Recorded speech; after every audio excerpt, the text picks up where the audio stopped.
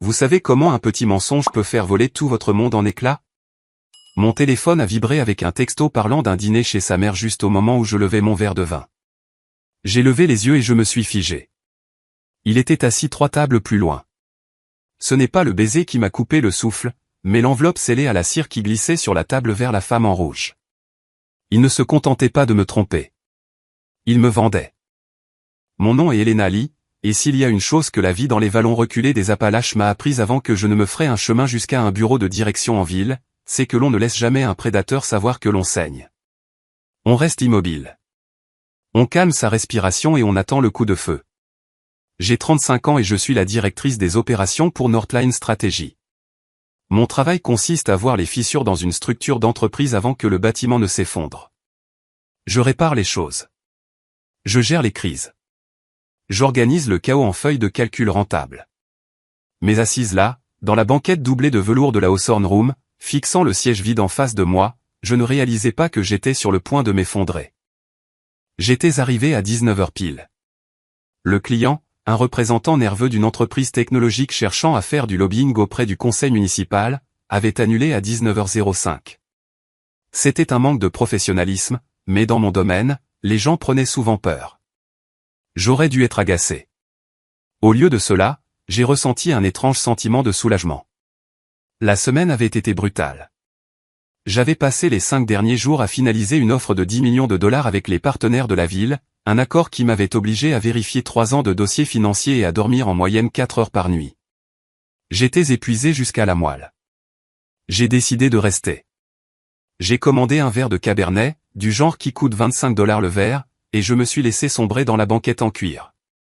Le restaurant était sombre, sentant l'huile de truffe et les parfums coûteux, l'air rempli du faible bourdonnement des affaires qui se concluaient et des liaisons qui se cachaient. J'ai pris une gorgée de vin, laissant le fruit noir se déposer sur ma langue, et j'ai fermé les yeux une seconde, juste une seconde de paix. Mon téléphone a vibré sur la nappe blanche. L'écran s'est allumé avec un message d'Ethan. Mon mari, l'homme avec qui j'avais partagé mon lit, mes comptes en banque et mes secrets pendant 7 ans. Coincé chez maman pour dîner. Le texto disait, elle a fait ce pain de viande que tu aimes. Désolé d'être en retard. Tu me manques. Je t'aime. Un léger sourire a touché mes lèvres. La mère d'Ethan était une femme douce et envahissante qui vivait à 40 minutes au sud de la ville. Son pain de viande était terrible, sec et trop salé. Mais je le mangeais toujours par politesse, et Ethan le savait. C'était une blague entre nous, une touche d'intimité dans un message numérique. J'ai pris le téléphone pour taper une réponse, quelque chose de spirituel sur le fait de me garder un morceau de la croûte brûlée. C'est à ce moment-là que j'ai levé les yeux. La Hawthorne Room est conçue avec des sièges en gradin, offrant de l'intimité tout en maintenant une vue sur la salle. Mes yeux ont dérivé au-delà du bord de mon verre de vin. Parcourant la pièce par habitude, j'ai compté 1, 2, 3 tables devant moi. Le sourire mourut sur mes lèvres. Il ne s'estompa pas. Il disparut, sectionné net par l'image qui s'offrait à moi. Ethan était là. Il n'était pas à 40 minutes au sud chez sa mère. Il était à 10 mètres de distance. Il portait le blazer marine que je lui avais repassé le matin même. Je me souvenais avoir lissé le revers, enlevé une peluche égarée sur l'épaule et l'avoir embrassé sur la joue avant qu'il ne parte pour ce qu'il disait être une visite de chantier. Il était beau, il avait l'air détendu, et il tenait la main d'une femme en robe rouge.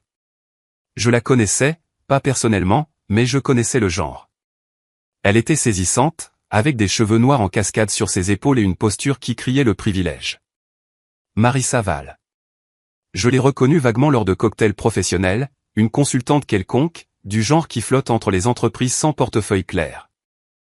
Mon cœur a frappé contre mes côtes, un coup singulier et violent.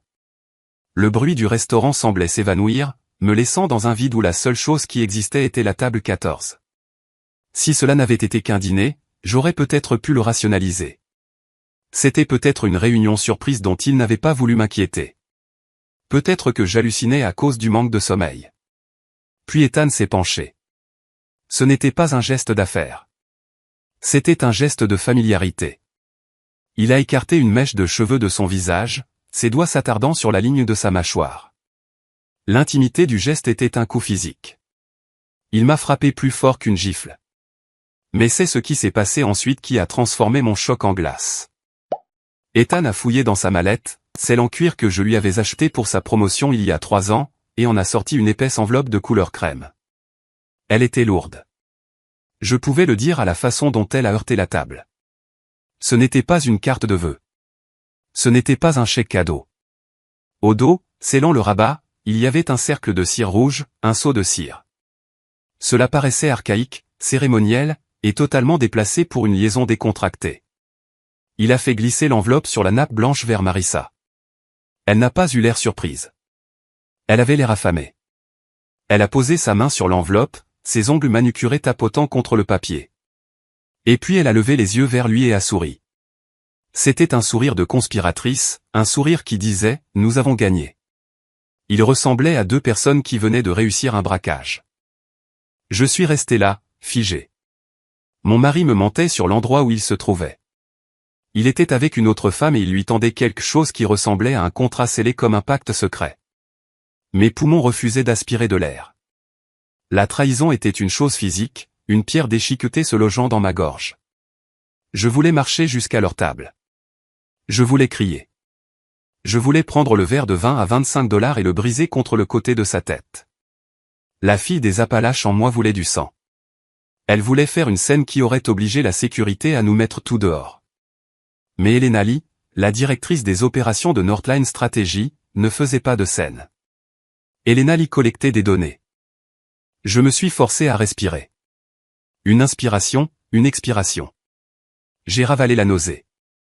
J'ai déverrouillé mon téléphone. Mes mains tremblaient, mais j'ai bloqué mes coudes contre la table pour les stabiliser. J'ai ouvert l'application de l'appareil photo. J'ai zoomé. L'objectif les a capturés parfaitement.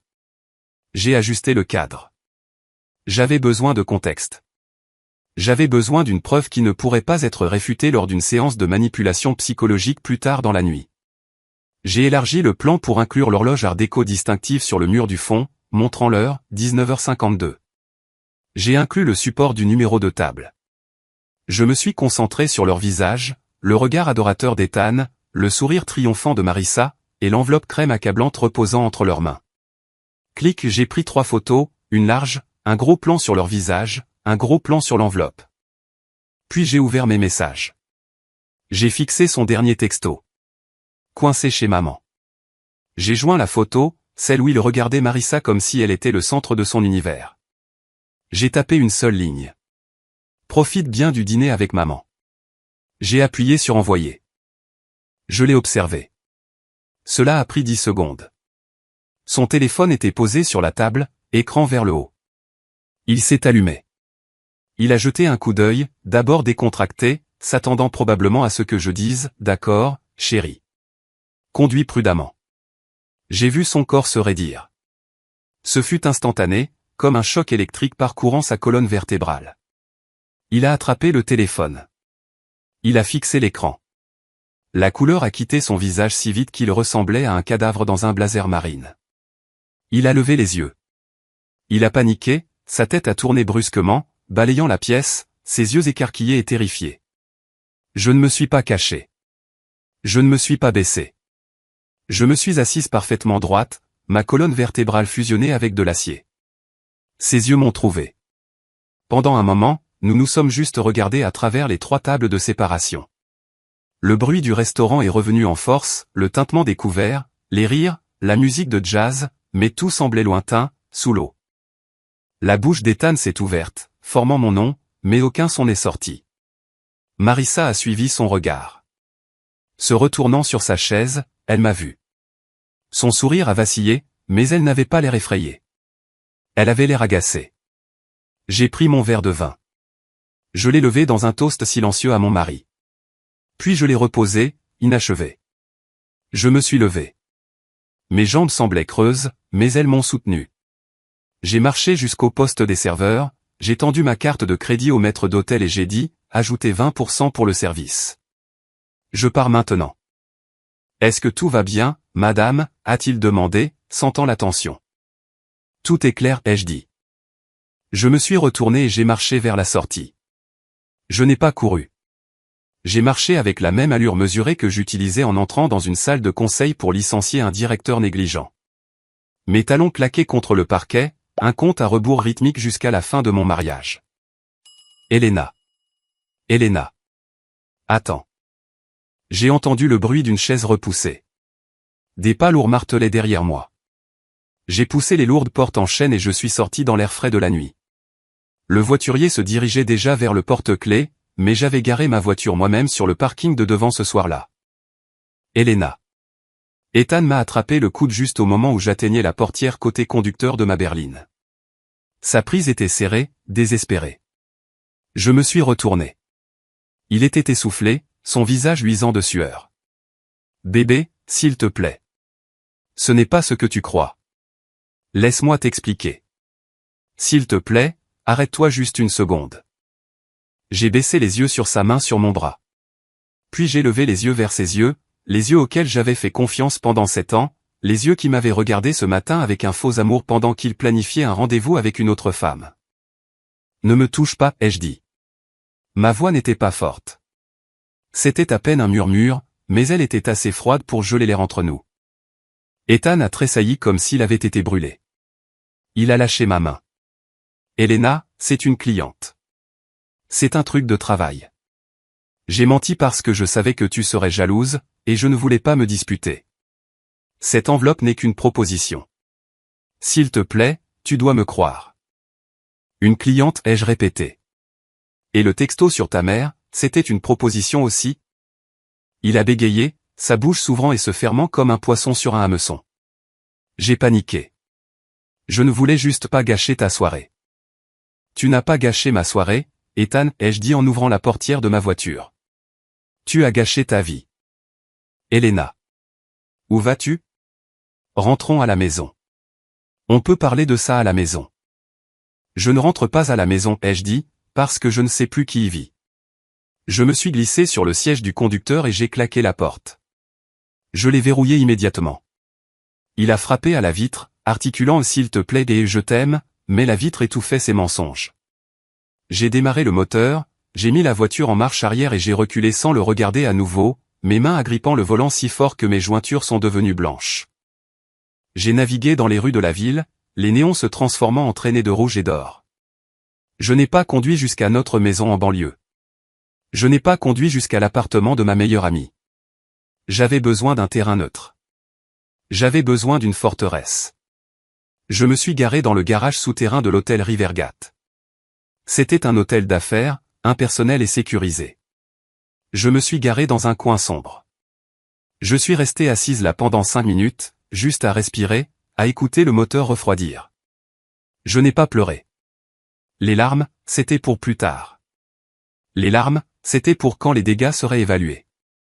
Pour l'instant, j'étais en mode gestion de crise. Je me suis enregistré à la réception, chambre 304. J'ai payé avec ma carte de crédit personnelle, celle à laquelle Ethan n'avait pas accès. Dans la chambre, le silence était assourdissant. Ça sentait le nettoyant industriel et l'amidon. J'ai jeté mon sac sur le lit et j'ai verrouillé la porte à double tour. J'ai engagé le pen dormant. J'ai vérifié le Judas. Puis je me suis assise au petit bureau près de la fenêtre. J'ai ouvert mon ordinateur portable. L'écran brillait d'un bleu dans la pièce sombre, illuminant mon visage. J'ai inséré la carte mémoire de ma caméra de tableau de bord et j'ai connecté mon téléphone. J'ai transféré les 3 photos que j'avais prises au restaurant. J'ai créé un nouveau dossier sur mon disque crypté.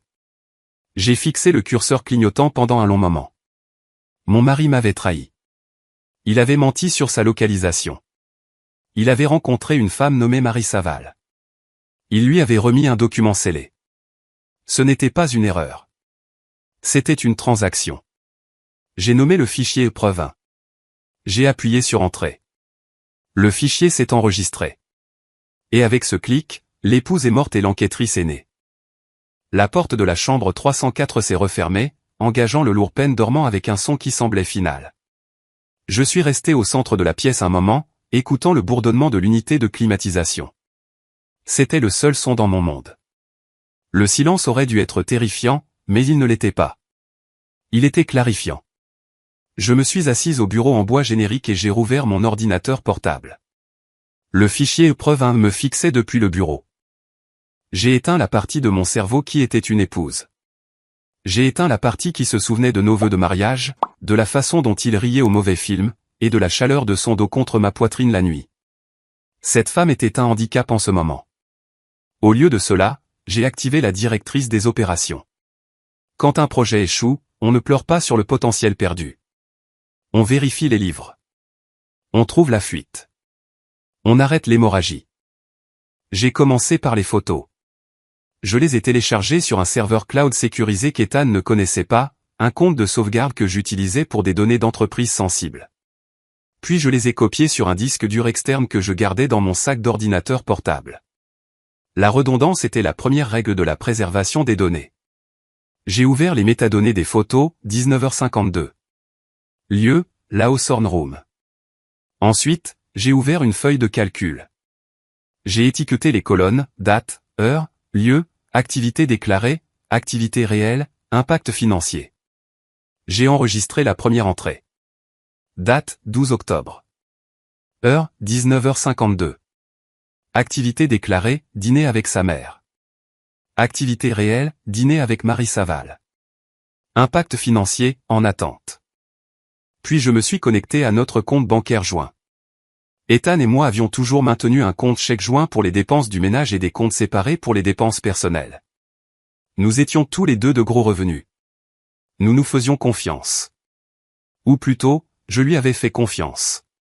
J'avais été si occupé à gérer les finances d'une société de plusieurs millions de dollars que j'avais mis mon audit domestique en pilote automatique. J'ai téléchargé l'historique des transactions des 12 derniers mois. Je l'ai exporté vers Excel et j'ai appliqué un filtre. J'ai commencé à chercher des anomalies. Elles étaient là. De petites choses au début. Un débit de $150 dans un restaurant de grillade en ville un mardi il y a 3 mois. J'ai vérifié mon calendrier pour cette date.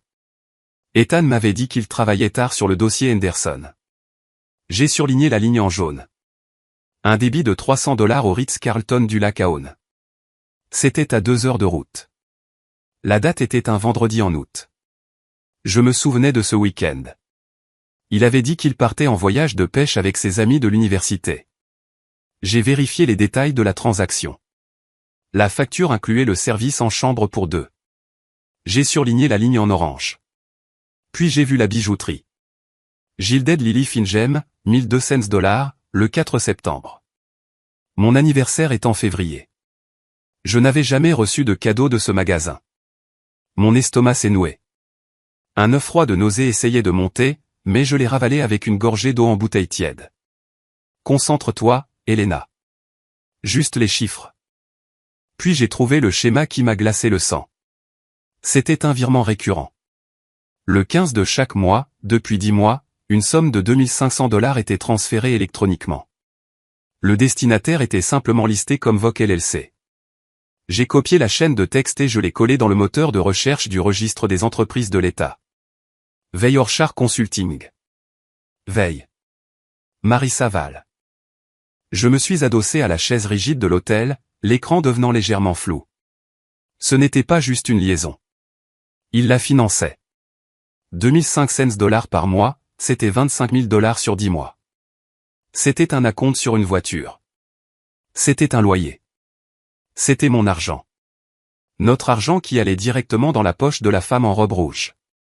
Mais pourquoi une LLC? Pourquoi pas simplement Venmo? Pourquoi faire passer ça pour une transaction commerciale? J'ai ouvert un nouvel onglet pour notre portail d'assurance. S'il déplaçait de l'argent, il pourrait déplacer d'autres choses. J'ai navigué jusqu'à la section du profil. Tout semblait normal jusqu'à ce que je vérifie l'historique de la correspondance. Il y a 3 mois, une demande avait été soumise pour changer l'adresse postale des documents sensibles. Pas à notre adresse personnelle, pas à son bureau. Elle avait été changée pour une boîte postale dans un centre Pacmel dans un centre commercial du côté ouest de la ville. J'ai fixé l'adresse, boîte 419. Il détournait le courrier.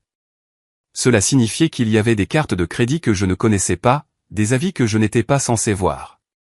Il avait construit un pare-feu entre sa vie et la mienne, brique par brique, document par document, pendant que j'étais occupé à repasser ses chemises. Je n'ai pas dormi cette nuit-là. J'ai passé les heures à croiser les frais de péage avec ses voyages d'affaires. J'ai construit une chronologie irréfutable.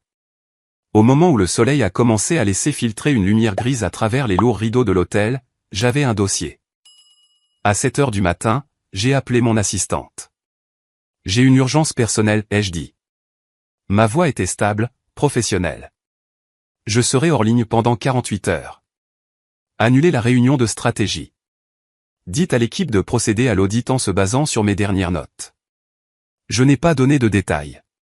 Dans le monde de l'entreprise, urgence personnelle signifiait généralement un décès ou un divorce. Je suppose que c'était un peu des deux. J'ai pris une douche dans la salle de bain de l'hôtel, me frottant la peau jusqu'à ce qu'elle soit rouge, comme si je pouvais effacer le sentiment d'avoir été une idiote. Je n'avais pas de vêtements propres. J'ai remis le même tailleur, le tissu semblant lourd et contaminé. J'ai quitté l'hôtel et j'ai conduit jusqu'à un Target voisin. J'ai acheté l'essentiel comme si j'étais une réfugiée fuyant une zone de guerre, 5 paires de sous-vêtements en coton, un paquet de t-shirts blancs, un pantalon de yoga, une brosse à dents, du déodorant, un téléphone prépayé bon marché. J'ai payé en espèces. Je ne voulais pas qu'Ethan suive ma position grâce aux alertes de carte de crédit. Je suis retourné à l'hôtel, j'ai enfilé les vêtements bon marché et je me suis assise sur le bord du lit. Je me sentais plus légère, dépouillée. J'étais en mode évacuation. J'ai pris mon téléphone et j'ai envoyé un texto à Talia Brox. Talia avait été ma colocataire à l'université et était maintenant une cadre marketing féroce qui traitait la vie comme un sport de contact. Retrouve-moi ce soir, hôtel Rivergat, chambre 304. Ne pose pas de questions au téléphone. Talia est arrivée à 18 heures. Elle n'a pas frappé. Elle a martelé. Quand j'ai ouvert la porte, elle m'a regardé, le t-shirt bon marché, les cernes sous mes yeux, l'ordinateur portable entouré de bloc-notes, et elle est entrée, verrouillant la porte derrière elle. Elle a posé une bouteille de vodka sur le bureau. Parle, a-t-elle dit. J'ai parlé. Je lui ai raconté le dîner, le texto, la femme, l'enveloppe, les transferts avec Yorkshire Consulting, la boîte postale cachée. Talia n'a pas halté. Elle ne m'a pas serré dans ses bras. Elle a écouté avec l'intensité d'un prédateur observant sa proie. Quand j'ai fini, elle a versé 2 verres de vodka, pur dans les gobelets de l'hôtel. Il ne se contente pas de te tromper, a dit Talia, la voix basse. Il construit une stratégie de sortie. Les transferts d'argent vers une LLC. C'est un détournement d'actifs. Il fait sortir les fonds matrimoniaux avant de demander le divorce pour pouvoir prétendre qu'il est fauché. Je sais, ai-je dit. Il avait l'air heureux, Talia. Quand il lui a tendu cette enveloppe, on aurait dit qu'il venait de réussir un braquage de banque. Talia a fait tourner son verre. Elle m'a regardé droit dans les yeux. Elena, écoute-moi attentivement. La plupart des femmes dans ta situation veulent des excuses. Elles veulent savoir pourquoi elle est meilleure. Elles veulent tourner la page. Elle s'est penchée en avant. Veux-tu la justice ou veux-tu la paix?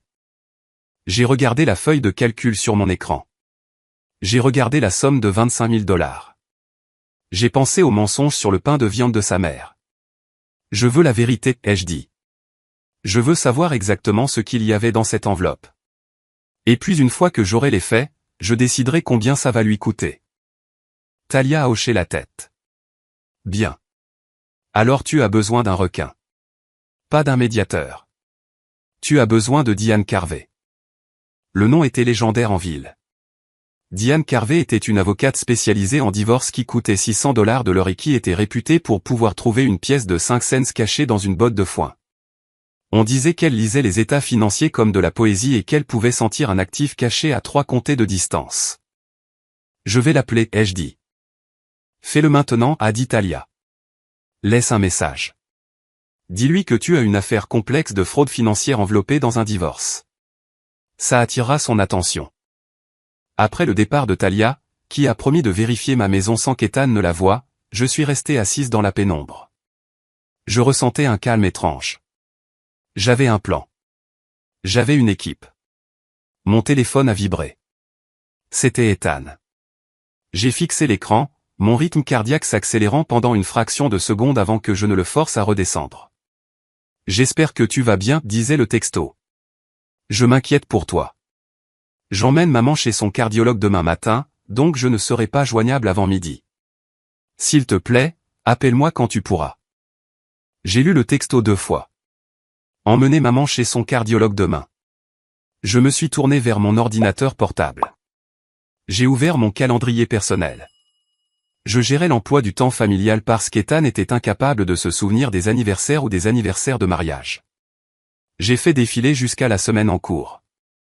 La mère d'Ethan, Barbara, était une snowbird. Elle passait d'octobre à mars dans un appartement en copropriété à Sarasota, en Floride. J'avais réservé son vol moi-même il y a 3 semaines. J'avais le numéro de confirmation dans mes courriels. Elle n'était pas là. Elle était à 1600 km de distance. Ethan n'emmenait pas sa mère chez le médecin. Il utilisait sa mère, une femme qui m'aimait, une femme dont je m'étais occupé quand elle était malade, comme alibi pour autre chose. Et il était négligent. Il était si arrogant, si sûr de son contrôle sur moi qu'il ne s'était même pas donné la peine de vérifier si son mensonge était physiquement possible. Il supposait que j'étais trop émotive, trop brisée pour vérifier les registres de vol. Il avait tort. Je n'ai pas répondu. J'ai fait une capture d'écran de son texto. J'ai fait une capture d'écran de la confirmation de vol de sa mère. Je les ai tous les deux enregistrés dans le dossier épreuve 2. J'ai fermé l'ordinateur portable. Je n'étais plus seulement une épouse bafouée. J'étais un témoin qui construisait un dossier. Et demain, j'allais voir Diane Carvey pour savoir comment l'enterrer avec. Le bureau de Diane Carvey ne ressemblait pas à un endroit où les mariages allaient mourir. Il ressemblait à un endroit où les entreprises étaient démantelées. Situé au 42e étage d'une tour de verre dans le quartier financier, il sentait l'expresso et le cuir intimidant et coûteux. Il n'y avait pas de boîte de mouchoirs sur le bureau. Il n'y avait pas de citations inspirantes sur la guérison ou les nouveaux départs. Il n'y avait qu'une immense plaque de marbre poli et une femme qui avait l'air de pouvoir tailler un diamant avec son regard. Diane avait la cinquantaine, portait un tailleur qui coûtait plus cher que ma première voiture. Elle ne m'a pas offert de café. Elle a tendu la main pour le dossier. Je lui ai remis le dossier. À l'intérieur se trouvaient les impressions des photos, la feuille de calcul des transactions, les messages textes et la capture d'écran de la confirmation de vol de la mère d'Ethan. Diane a mis une paire de lunettes à monture épaisse. Elle a feuilleté les pages en silence. La pièce était si silencieuse que je pouvais entendre le bourdonnement du disque dur de son ordinateur. Elle a passé beaucoup de temps à regarder la photo de l'enveloppe scellée à la cire. Elle a passé encore plus de temps à regarder l'historique des transactions pour Yorkshire Consulting. Finalement, elle a fermé le dossier et a enlevé ses lunettes. Elle m'a regardé. « L'aimez-vous encore ?» a-t-elle demandé. La question m'a surprise. J'ai ouvert la bouche pour répondre, pour expliquer la complexité de ces temps d'histoire. Mais elle a levé une main. En fait, oubliez ça, dit-elle sèchement. Je m'en fiche. C'est une question pour un thérapeute. Je facture $600 de l'heure. Elena, vous ne me payez pas pour gérer votre cœur. Vous me payez pour sécuriser votre avenir. Alors, parlons de la seule chose qui compte dans cette pièce, le levier. Je me suis redressé. Je veux savoir ce qui se passe.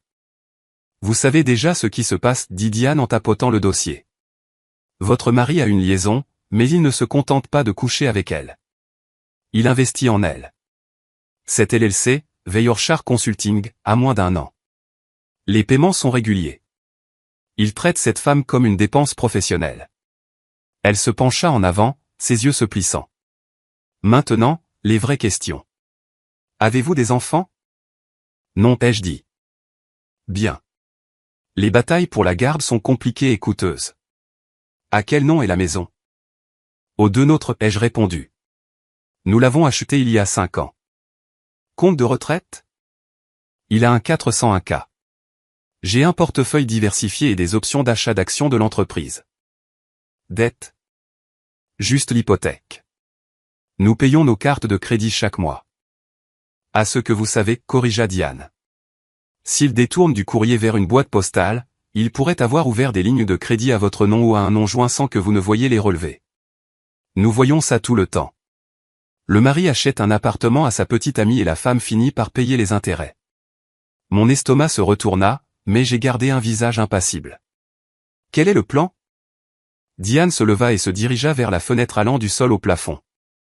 3 axes. Premièrement, nous séparons les finances légalement. Je vais déposer une requête pour geler les actifs afin d'empêcher leur dissipation. Cela signifie qu'il ne pourra plus déplacer un centime vers Mademoiselle Val sans qu'un juge ne demande pourquoi. Deuxièmement, nous construisons le dossier pour adultère et mauvaise conduite financière. Dans cet état, la faute compte encore pour la pension alimentaire et la division des actifs. Si nous prouvons qu'il a dépensé des fonds matrimoniaux pour une liaison, nous pouvons récupérer cet argent de sa part de la succession. Elle se retourna vers moi. Troisièmement, et c'est le plus critique, nous vérifions l'usurpation d'identité. Vous devez verrouiller vos rapports de crédit aujourd'hui, maintenant. Il n'irait pas jusque-là, ai-je dit, bien que ma voix manquât de conviction. Il a menti sur le fait que sa mère avait un problème cardiaque, dit Diane froidement. Un homme qui utilise la santé de sa mère comme couverture n'a pas de limite. Ne le sous-estimez pas. Et ne sous-estimez pas ce qu'il fera quand il réalisera qu'il est coincé. Elle se rassit. Il va inverser le scénario, Elena. Quand vous lui signifierez les papiers, il ne s'excusera pas. Il attaquera. Il dira à tout le monde que vous êtes le problème. Il dira que vous êtes froide, obsédée par le travail, négligente.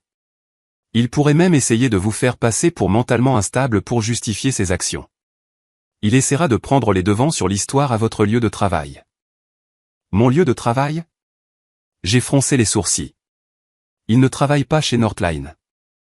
La réputation voyage, dit Diane. Soyez juste prête. Elle poussa un contrat de provision sur le bureau. C'était $5000 juste pour commencer. Je l'ai signé sans hésiter. J'ai besoin de plus que les relevés bancaires, ai-je dit en rendant le stylo. J'ai besoin de savoir ce qu'il y avait dans cette enveloppe. Elle avait un seau de cire, Diane. Ça avait l'air officiel. Diane hocha la tête. Elle appuya sur un bouton de son interphone. Faites entrer Ronan. La porte s'ouvrit et un homme entra. Ronan Chat ne ressemblait pas à un détective privé de film noir. Il ressemblait à un auditeur surmené. Il portait une chemise à boutons froissés et tenait une tablette. Il avait les yeux fatigués de quelqu'un qui avait vu toutes les variétés de la tromperie humaine et les avait toutes trouvées ennuyeuses. Elena, voici Ronan, dit Diane. Il est spécialisé dans la fraude d'entreprise et la comptabilité judiciaire. Il traque l'argent qui ne veut pas être trouvé. Ronan s'assit à côté de moi. Il ne me serra pas la main. Il regarda la photo de l'enveloppe sur le bureau de Diane. Seau de cire, marmonna-t-il. Théâtral. Signifie généralement un contrat personnel, ou un acte notarié, ou une lettre d'amour de quelqu'un qui pense vivre dans un roman du XIXe siècle. Mais étant donné les transferts d'argent, je parierais sur un contrat. Il me regarda. Je peux obtenir les documents de la LLC. Je peux faire une vérification des antécédents de Marie Saval. Je peux mettre un tracker sur sa voiture si vous l'autorisez. Je peux découvrir qui elle est, où elle vit, et depuis combien de temps ça dure. Il fit une pause, étudiant mon visage. Mais j'ai besoin de connaître votre tolérance. Certains clients veulent juste un résumé. Ils veulent savoir oui ou non pour pouvoir signer les papiers du divorce. D'autres clients veulent chaque détail. Ils veulent savoir ce qu'ils ont mangé, où ils ont dormi, et de quelle couleur étaient les draps. Je me fiche des draps, ai-je dit. Je veux connaître l'affaire. Je veux savoir pourquoi il la paie. Je veux savoir ce qu'il prévoit. S'il déplace de l'argent, il planifie un avenir. Je veux savoir à quoi ressemble cet avenir. Ronan hocha la tête. Vous voulez les munitions. Je veux tout, ai-je dit. Mais ça doit être utilisable, admissible au tribunal. Pas d'écoute illégale, pas d'effraction. J'ai besoin d'une élimination propre. Les éliminations propres sont ma spécialité, dit Ronan. Il tapa sur sa tablette. Je vais commencer par la LLC, Veyorchar Consulting. Ça ressemble à une société écran. J'aurai un rapport préliminaire pour vous dans 24 heures. Je me suis levé pour partir. Mes jambes semblaient plus stables que la veille. J'avais un avocat. J'avais un enquêteur. Je n'étais plus seulement une victime. J'étais une plaignante. Elena, appela Diane alors que j'atteignais la porte. Une dernière chose. Ne couchez pas avec lui. Ne le laissez pas revenir dans la chambre. Si vous reprenez les relations conjugales après avoir découvert la liaison, on peut arguer que vous l'avez cautionné. Ça affaiblit votre dossier. croyez-moi, ai-je dit, la main sur la poignée de porte. Ça ne sera pas un problème. Je suis sorti de l'immeuble et dans la rue animée. La ville était vivante avec l'agitation du déjeuner. Les gens criaient dans leur téléphone, mangeaient des sandwichs sur des bancs, vivaient leur vie normale et honnête. Je me sentais détaché d'eux, comme si je me déplaçais dans une dimension différente. J'ai vérifié ma montre. Il était 13h30. J'avais dit à mon assistante que je serais hors ligne, mais l'habitude m'a forcé à vérifier mes courriels professionnels. J'ai sorti mon téléphone de mon sac à main. Il y avait une notification du serveur interne de Northline Strategy. Elle était marquée haute importance. Sujet, urgent, réunion de stratégie sur le partenariat avec la ville, présentation d'un consultant externe. J'ai froncé les sourcils. Le projet de la ville était mon affaire. Je l'avais conclu. Pourquoi y avait-il une réunion de stratégie sans moi? J'ai ouvert le courriel. Équipe, en raison du calendrier accéléré de l'initiative de développement urbain, le conseil municipal a demandé que nous fassions appel à un auditeur de conformité indépendant pour superviser la finalisation du contrat. Veuillez accueillir notre partenaire externe qui dirigera la phase de transition. Heure de la réunion, demain, 9h. Consultante principale, Marie Saval, Veyorchar Consulting. J'ai arrêté de marcher.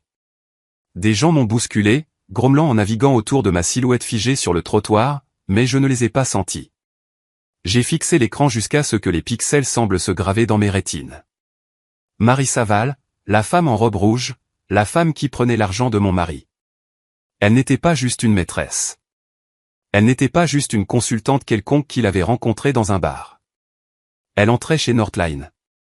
Elle entrait dans mon entreprise. Elle prenait le contrôle de mon projet. L'air a quitté mes poumons. Les pièces se sont assemblées dans mon esprit avec la force d'un accident de train. L'enveloppe, le seau de cire, l'affaire qu'ils célébraient. Ce n'était pas seulement à propos de leur relation. C'était à propos de ça. Ethan savait que le projet de la ville était l'accomplissement déterminant de ma carrière. Il en connaissait chaque détail parce que je le lui avais dit. Je m'étais plainte à lui des membres difficiles du conseil. Je lui avais parlé des obstacles de conformité. Il lui avait transmis ces informations. Il l'avait coaché. Il avait financé sa LLC pour qu'elle ait l'air assez légitime pour soumissionner sur le contrat de conseil. Et maintenant, elle franchissait la porte d'entrée de mon bureau pour superviser mon travail. Ce n'était pas une liaison amoureuse. C'était une prise de contrôle hostile. Ma main tremblait en tenant le téléphone. J'ai ressenti une vague de nausée suivie immédiatement d'une rage froide et blanche. Il ne se contentait pas de me briser le cœur. Il essayait de démanteler ma vie. Il voulait prendre mon argent, mon mariage et ma carrière et tout lui donner. J'ai ouvert mon application de messagerie. J'ai trouvé la conversation avec Diane Carvey. J'ai tapé un seul message, mes doigts volant sur l'écran de verre. Nous ne divorçons pas seulement de lui. Nous devons protéger ma carrière. Elle est dans mon immeuble. J'ai appuyé sur envoyer. J'ai rangé le téléphone et j'ai levé les yeux vers la ligne d'horizon. Le soleil brillait, mais le monde semblait plus sombre que jamais. J'ai marché vers le parking, mes talons frappant le trottoir comme des coups de feu. Le temps de la tristesse était révolu. Maintenant, c'était l'heure de la guerre. Retourner dans le holo mur de verre de Northline Strategy, c'était comme entrer dans un sas pressurisé. Le monde extérieur était désordonné, chaotique et rempli des débris de mon mariage, mais à l'intérieur, l'air était filtré, frais et sentait l'ambition. J'ai passé mon badge au tourniquet. La petite lumière verte a émis un son de permission, d'appartenance. Tu as ta place ici, me suis-je dit. C'est ton royaume. Il n'est qu'un touriste. J'ai pris l'ascenseur jusqu'au 30e étage. Mon visage était un masque de fond de teint parfaitement appliqué et de professionnalisme neutre. J'ai salué de la tête les jeunes analystes regroupés près de la machine à café.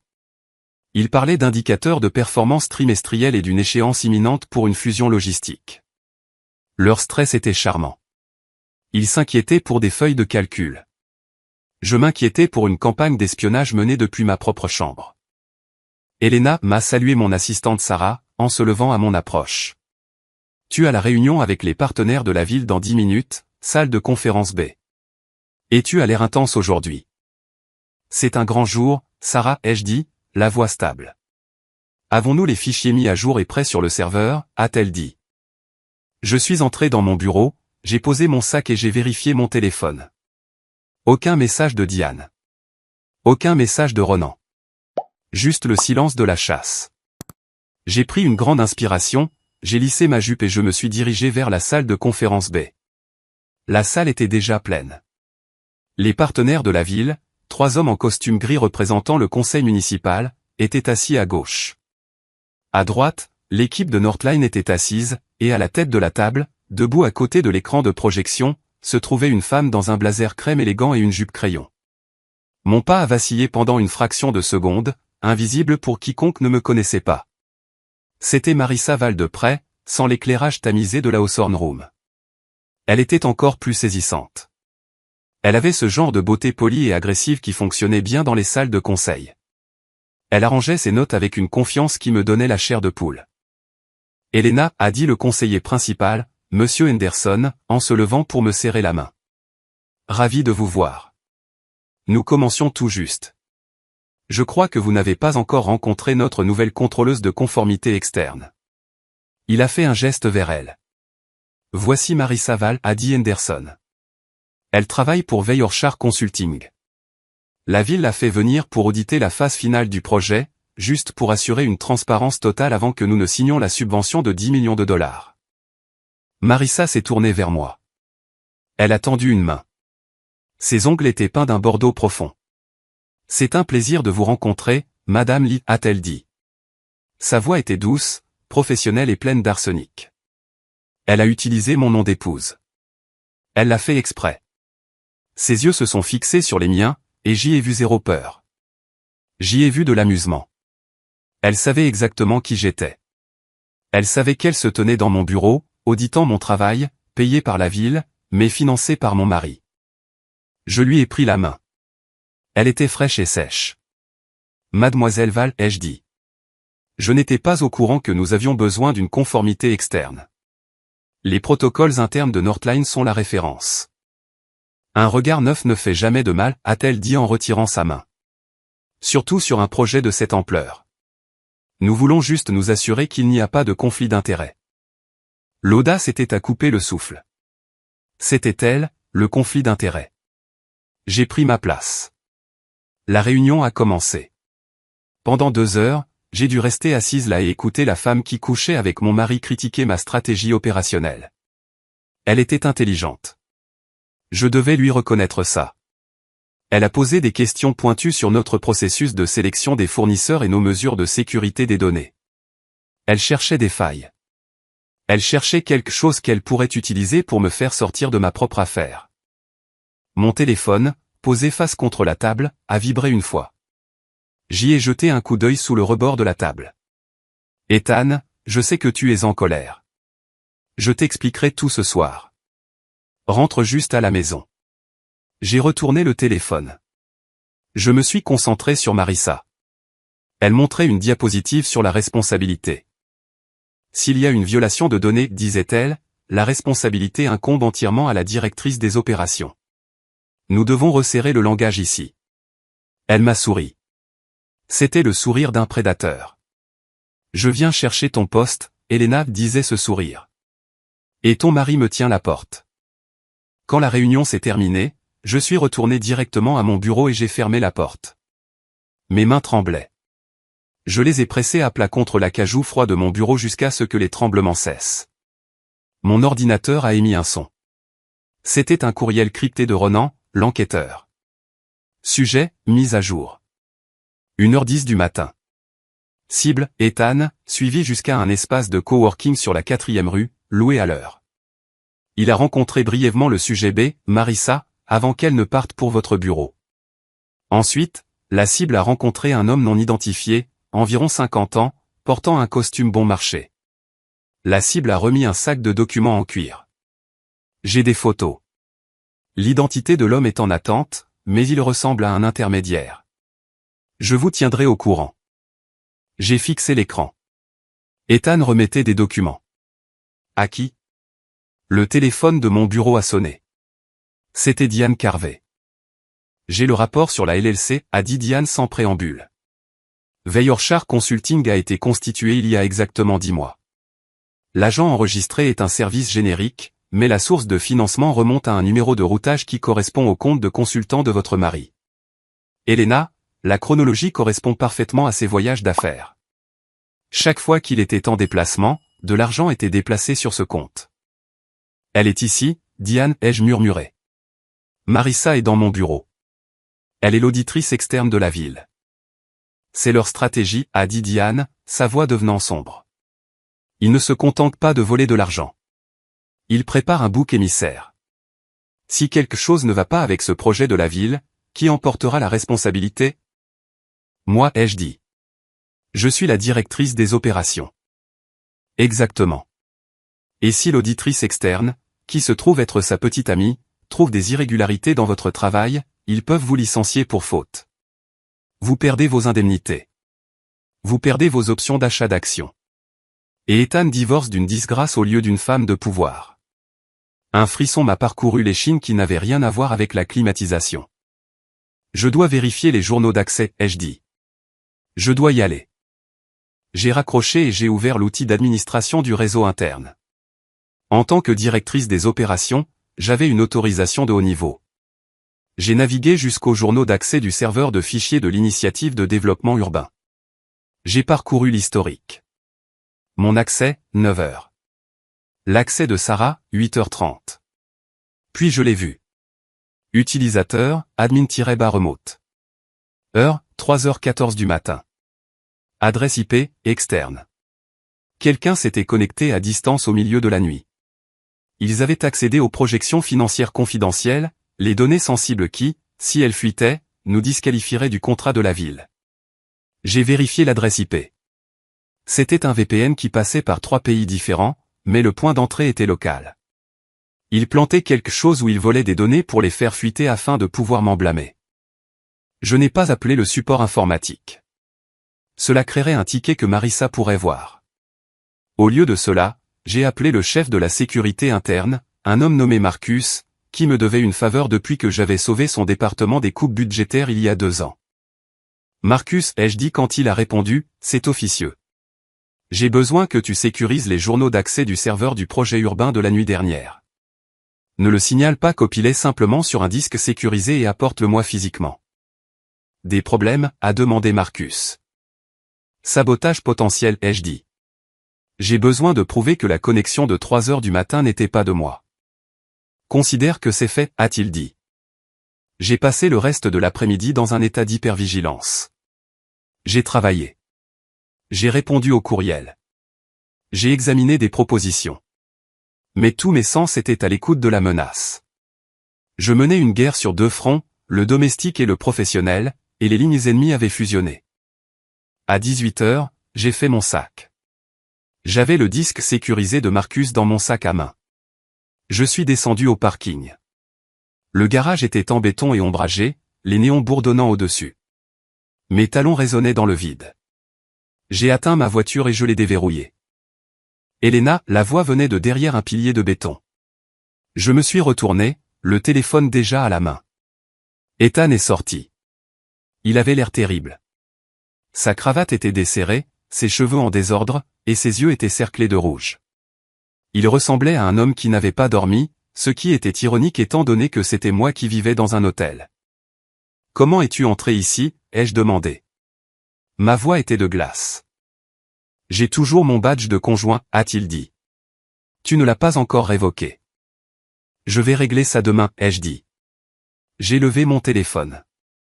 J'enregistre ça, Ethan. Tout ce que tu diras sera envoyé à mon avocat. Il a fait un pas en avant, les mains tendues dans un geste de supplication. Bébé, s'il te plaît, pose le téléphone.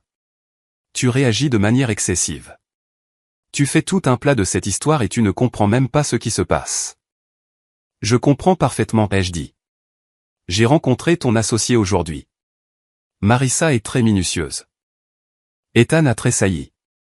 Elle fait juste son travail. Écoute-moi, Elena. Je fais ça pour nous. Je sais que ça a l'air mal. Je sais que l'argent a l'air mal, mais j'essaie de nous assurer un avenir où nous n'aurons pas à travailler 80 heures par semaine. En me volant, ai-je demandé. En m'humiliant? Il s'est passé une main dans les cheveux, frustré. Ce n'est pas du vol. C'est un levier. Nous allons retourner cette affaire. Une fois que la ville aura signé, Marissa et moi prendrons un pourcentage des honoraires de conseil et nous partirons. Nous pourrons rembourser l'hypothèque. Nous pourrons enfin faire ce voyage en Italie. Je l'ai fixé. Il était délirant. Il croyait vraiment qu'il pouvait tourner ça à son avantage. Tu ne fais pas ça pour nous, ai-je dit. Tu fais ça pour elle. J'ai vu l'enveloppe, Ethan. J'ai vu la façon dont tu l'as touchée. Ça fait partie du jeu, a-t-il insisté. Je dois la garder heureuse pour que l'affaire avance. Elle a les relations avec la ville. Puis il l'a dit, la phrase qui a tout changé. Il m'a regardé avec une confusion sincère et a baissé la voix. Elena, ne gâche pas cette affaire. Si tu dénonces Marissa, tu te dénonces toi-même. Tu as signé les rapports de conformité initiaux. Si elle tombe pour fraude, tu tombes pour négligence. Tu en bénéficies aussi, si tu te tais. Je me suis figé. Il pensait que j'étais piégé. Il pensait m'avoir mis échec et mat. Il croyait que parce que j'étais la directrice des opérations, j'étais si empêtré dans la paperasse que je ne pouvais pas exposer leurs plans sans détruire ma propre carrière. Il ne demandait pas le pardon. Il négociait une prise d'otage et il pensait que j'étais l'otage. Je l'ai regardé, je l'ai vraiment regardé, et j'ai réalisé que je regardais un étranger faible et avide qui avait sous-estimé ma compétence. Je n'ai rien signé de frauduleux, Ethan, ai-je dit doucement. Et je ne négocie pas avec les terroristes. J'ai ouvert la portière de ma voiture. Elena, a-t-il crié en se dirigeant vers moi. Recule, ai-je claqué, ou j'appelle la sécurité et je te fais sortir devant les caméras. Il s'est arrêté. Il a vu la résolution dans mes yeux. Il a réalisé peut-être pour la première fois que la femme qui repassait ses chemises avait disparu. Parle à Diane Carvey, ai-je dit. C'est la seule personne à qui tu es autorisé à parler. Je suis monté dans la voiture, j'ai verrouillé les portes et je suis parti. Je l'ai regardé dans le rétroviseur, debout seul sous la lumière jaune vacillante, un petit homme dans un grand garage vide. Alors que je m'engageais sur l'autoroute, retournant à l'hôtel Rivergate, ces paroles résonnaient dans mon esprit. Elle a les relations avec la ville. Marissa Val était une consultante. Elle n'avait pas de pouvoir par elle-même. Elle avait besoin d'un sponsor. Quelqu'un au sein du conseil municipal ou de l'administration devait lui fournir les opportunités de contrat. Ethan était le financier, mais il n'était pas le muscle politique. Il y avait un troisième joueur. Marissa trahissait quelqu'un aussi. Elle avait un partenaire ou un fiancé ou un mari, quelqu'un à qui elle cachait cette liaison tout comme Ethan me la cachait. Quelqu'un qui lui donnait une apparence de légitimité. Je devais trouver l'autre victime. Si je pouvais trouver la personne que Marissa Val trompait, je n'aurais pas seulement une affaire de divorce. J'aurais une armée. J'ai pris mon téléphone prépayé et j'ai composé le numéro de Ronan. J'ai besoin que tu creuses plus profondément sur Marissa, ai-je dit. Pas son entreprise, sa vie personnelle. Avec qui vit-elle? Chez qui rentre-t-elle quand elle n'est pas avec mon mari? Trouve-le, Ronan. Trouve-le ce soir. Le courriel de Ronan est arrivé à 22h. Il contenait un seul fichier PDF intitulé « Profil sujet B ». Je me suis assise sur le bord du lit de l'hôtel, la pièce éclairée uniquement par la dure lumière bleue de l'écran de l'ordinateur portable. J'ai ouvert le fichier. Il y avait une photographie d'un homme. Il avait des yeux gentils, des cheveux bruns en désordre, et le genre de visage qui suggérait qu'il s'excusait quand d'autres personnes le bousculaient. Nom, Grant Hollowell. Profession, auditeur judiciaire, pratique privée. Situation amoureuse, vit avec Marissa Val depuis 3 ans. Fiancé. J'ai fixé l'écran. L'ironie était assez tranchante pour couper. La maîtresse de mon mari était fiancée à un auditeur judiciaire. Nous étions tous les deux des personnes qui gagnaient leur vie en trouvant la vérité, et pourtant nous étions les deux personnes qui dormaient dans l'ignorance. J'ai appelé Diane.